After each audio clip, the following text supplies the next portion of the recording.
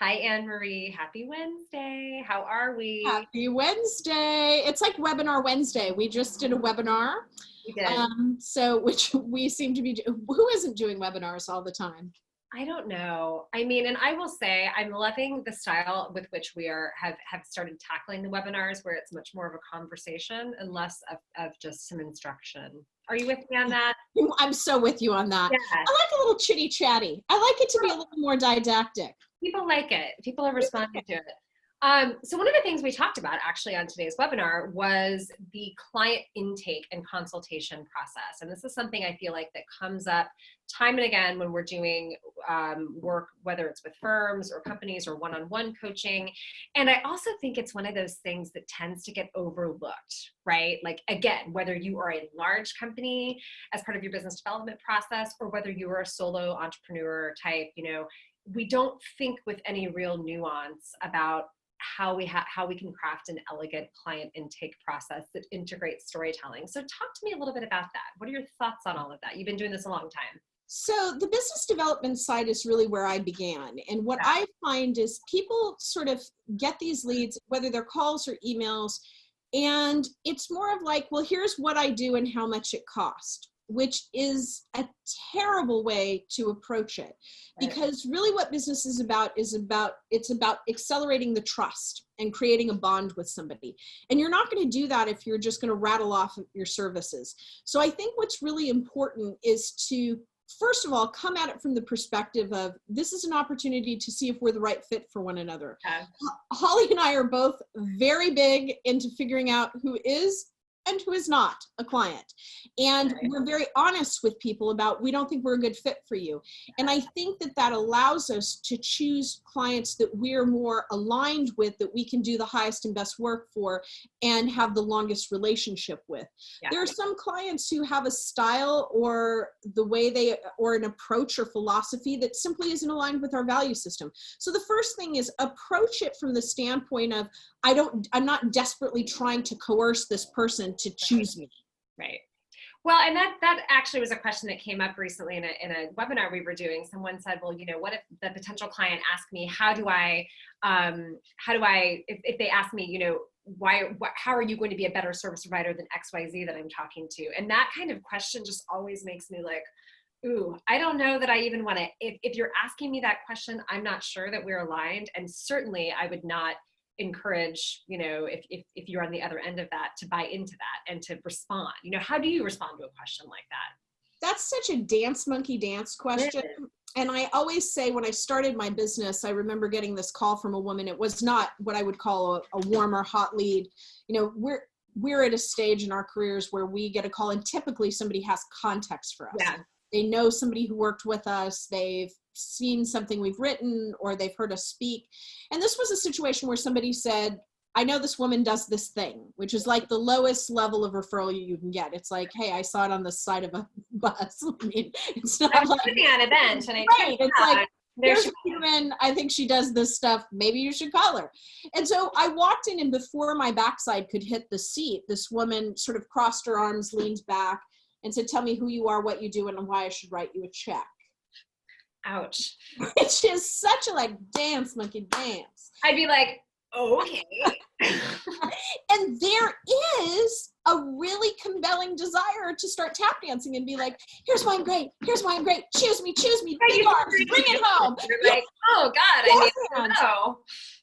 And so what I did was, and there are a couple of things. One is, again, my background is business development. The person asking questions always has the control of the conversation. Don't turn over all your power in the first instant. So I said, I will happily answer all those questions for you. But before we do that, why don't you tell me who you are, why you called me, what your problem is. And if I can fix it, I'll tell you how I can. And if I can't, I'll tell you who can. And there are a couple of things that happened in that exchange. One, I did not tap dance. I was not a monkey. I didn't do that. Two, I made sure that I took that control away by asking questions, promising that I would answer hers, but leading with, hey, this is about you. This isn't about me.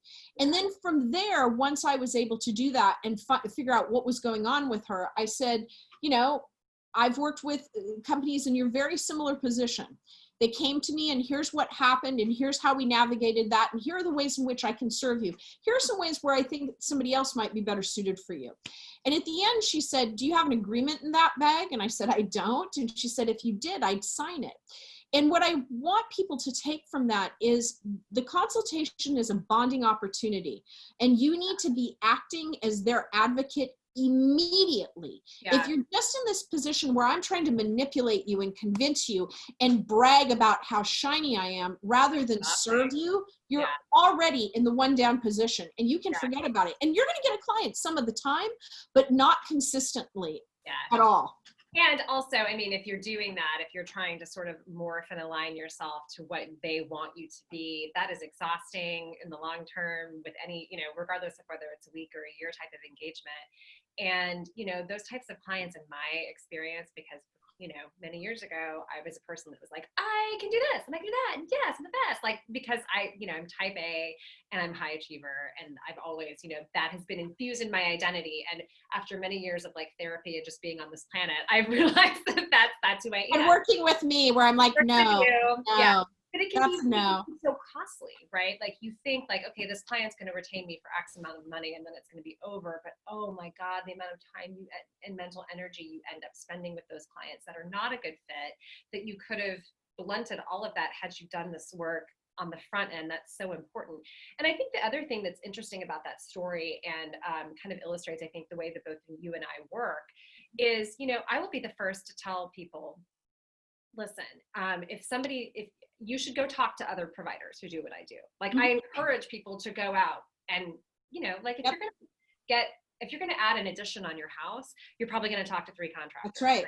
Why wouldn't you talk to 3?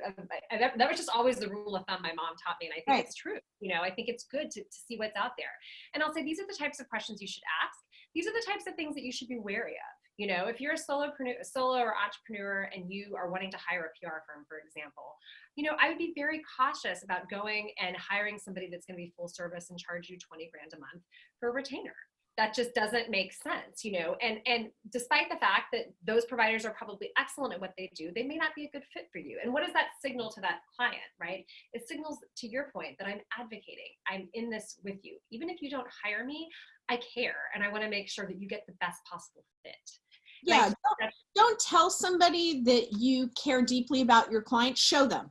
Right. I always say this when I'm reviewing people's consultation process, don't say these things, demonstrate that in the process. Right. That's a much higher convertible kind of behavior than telling you how great I am or telling you, don't tell me you're ethical and trustworthy, be ethical and trustworthy. Yeah. And that distinction I think is really, really important, particularly the people we work with.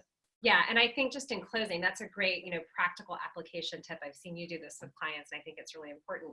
You know, look at your process, actually write down what your process is. Maybe you have an intake form, maybe you have questions you ask, and go through that and like literally annotate it. Where can I infuse some humanity into this process? Where can I use story to show how I solved a similar process or how I deal with a specific issue? Actually annotate it, because people always ask us, like, that sounds great, but how do I actually do it? That is how you actually do it. You have to commit to memorializing the process and figuring out ways that you can interject story. And eventually you do it a couple of times and it's like second nature. You know, it becomes a lot more natural. So thank you so much for all of your wisdom on this Wisdom Wednesday, which is a new thing.